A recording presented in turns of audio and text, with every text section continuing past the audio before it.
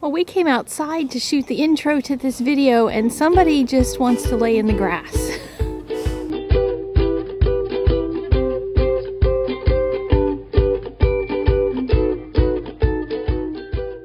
Today I'm sharing this cute little lawn fawn card with dinosaurs. I'm using their dies and no stamps with it, just the dies. How cool is that?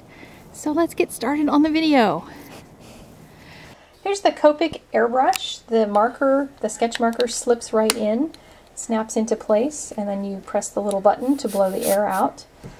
The color that I'm using here is YG23. I wanted something nice and bright. This is a boy card, but I want a bright green dinosaur and a nice happy blue one, so it'll be very boy friendly. And I'm just blowing the color on. I don't have to be real careful with it because I'm going to be putting scales on top of all of this coloring. So you can also color it just by coloring with your markers. You don't have to use airbrush, of course. And at the very end of this video, I'm going to show you some other mediums you can use to do the same kinds of stuff.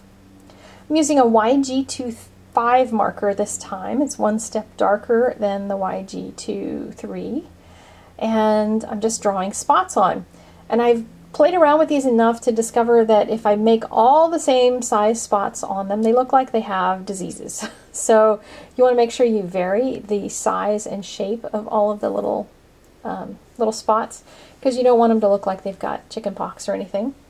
And the larger spots, if they are on the outside of the animal, like on the back and on the outside of the neck, and then they get smaller as they get toward the center, it just looks a lot better. You get a little variation in the tone and a little variation in the pattern.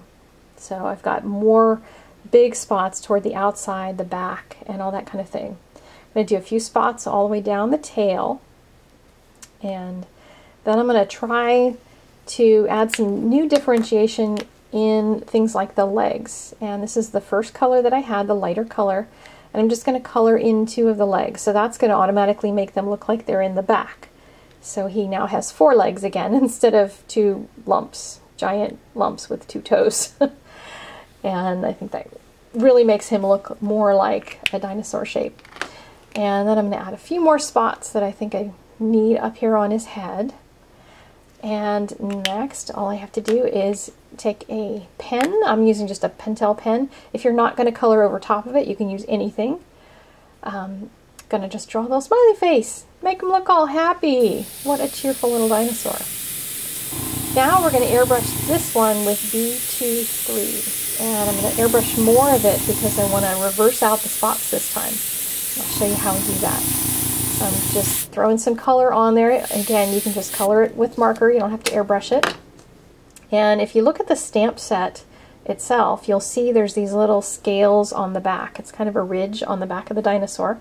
So I'm mimicking that. You don't have to follow exactly what's on the stamp as long as you make it look right with what the shape of the die is. And there's 3 little scale thingies on his tail. And I'm also going to add the coloring for the back of the legs so that there's 2 of the legs that look like they're behind. And I'm going to draw the little eyes, and you can draw the little dots or you can draw curves like I did on the last dinosaur for the eyes, whatever you want. And he's got sort of a little wiggly mouth. Now I'm using my 0 marker to draw the spots. And the 0 is called the colorless blender, but that is a misnomer. It's not a blender. As you can see, it acts a little more like a bleach pen for Copic markers. It's got the alcohol ink in it, and it pushes the color away from itself. So you can use this to add all kinds of really cool patterns and textures to things by just making dots. The longer you hold it down, the whiter it gets, and you can go over top of them a couple times to make them even whiter. So I think he came out really cute too. And now we're going to put a little tree in the scene because they're dinosaurs and it's hot outside, so they probably need a little shade. So I'm airbrushing the top with some YG25, which is the darker of the 2 greens I used on the first dinosaur, and E97 for the trunk of the tree.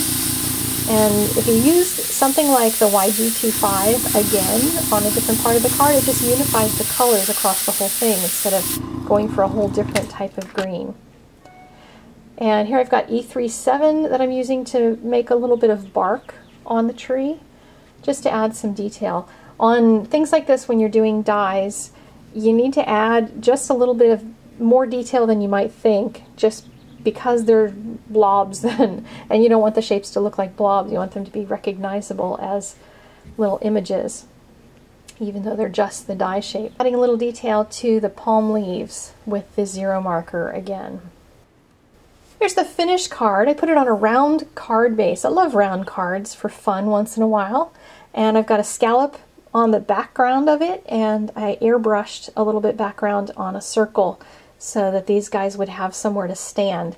And you can see in a close-up, the ground that I did is a series of dots as well as some 0 marker dots to make sort of pebbles that they're standing on.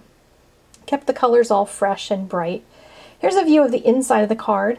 Whenever I do a round card base, I do a little slice off of the inside back of the card. That'll make it stand up better when the recipient decides to put it up. I told you I was going to show you some other ways that you can do this without airbrushing with Copic markers. This one uses no Copics at all. It's just paper from Simon Says Stamp from their recent release collection. And the little bear, I made him by using the marshmallow. There's a little marshmallow die in this set, and I used that for his nose. And I added a little bit of Hero Arts decor bling to his nose and used pearl pen for the eyes. So you could be creative in what pieces you use and how you use them on a card.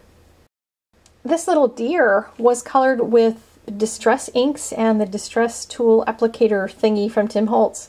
So I didn't have to use any Copics at all, and I just used a white pen to make spots on the back, on the tail, and on the ears. Thank you so much for joining us for this video. If you would like to see the other one, I have a video over on the Lawn Fawn channel too, making this card. So if you would like to see the giraffes, click here and that will take you over to see the giraffes. And I will see you guys next week. Bye now. Hi there.